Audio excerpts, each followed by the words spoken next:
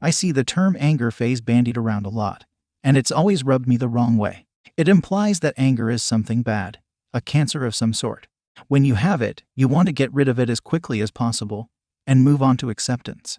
This is the emotional equivalent of letting bullies take your lunch money to prevent feeling pain.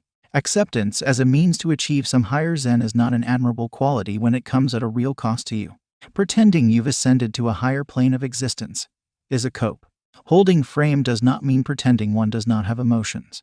It does not mean admonishing others for experiencing it. Anger is one of the best catalysts for change. As with all of your emotions, it's important not to cede control to your anger. But it is similarly unwise to dismiss or hide from it. Anger, when properly directed, can be exactly the fire you need to get off your ass and make changes in your life. Life is a zero-sum game. If you're playing defense and the other team scores, you don't sit down and accept it. Resign to a life of loser-dom. No, you get angry. You get energized. You get invigorated to play harder. You want to win the game and you use that energy to focus on achieving your goals. I hear you say, once you understand the rules, you don't get angry, and if you understand how the game works, you don't get angry because you accept it. I still get angry when I hear about a man who loses his family to feminism. I get angry when I hear about a suicide that was preventable. I get angry when I hear about a woman abusing the goodwill of others for her own personal gain. Get angry at your lazy self. Get angry at fatness. Get angry at weakness. The world is full of stressful scenarios that slowly but surely build up to an explosion of rage.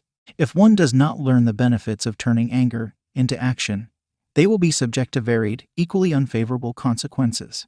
What if I told you, however, that you could go beyond simply controlling your anger? There is an elite group of men who can turn these negative emotions into positive energy.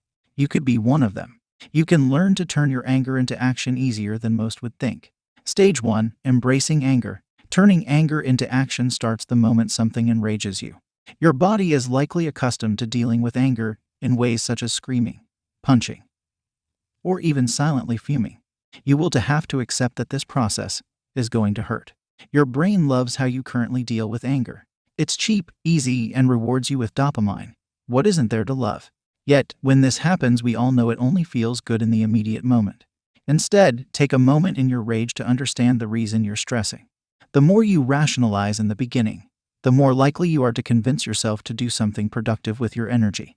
Understand that all things in this world are your fault in the end. Every connection you make, every decision has led to this very moment where it feels like the world is spiting you. If only you were living the life you really wanted, this would have never been an issue. This is exactly what you should be feeling. This is the drive you need to force yourself to take that rage and turn it into action.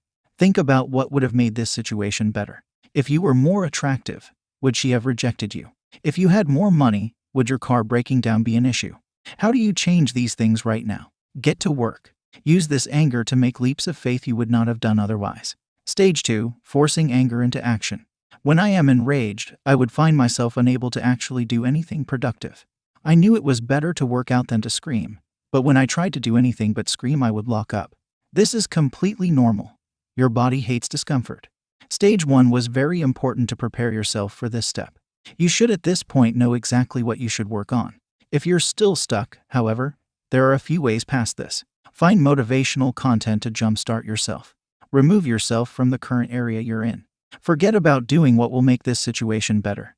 Do what is easiest on your body that's still productive. The third point is important. Sometimes in the beginning of emotional transmutation, you just can't get up and start a side hustle. The best thing to do, then, is focus on one thing that is close enough to what you already do while angry. Physical exertion. Working out is the easiest way to ease yourself into turning anger into action. Put on some music, work out violently, scream while you're pushing yourself past your limits. Stage 3. The cooldown from anger. You pumped the iron, but your problems didn't technically go away. At this point, however, I'm certain you are far from the anger you were previously feeling. The important thing here is to not let those issues bog you down after all of this. Give yourself time to calm down doing the things you enjoy. This will work hand in hand with your productive actions to positively reinforce your brain that this worked well. Once you've calmed down this time, and your anger spikes again, make sure to be consistent. You have to teach your brain that this is how things work now, whether it likes it or not. Only then will you get the results you desire. All from turning your anger into action you can control.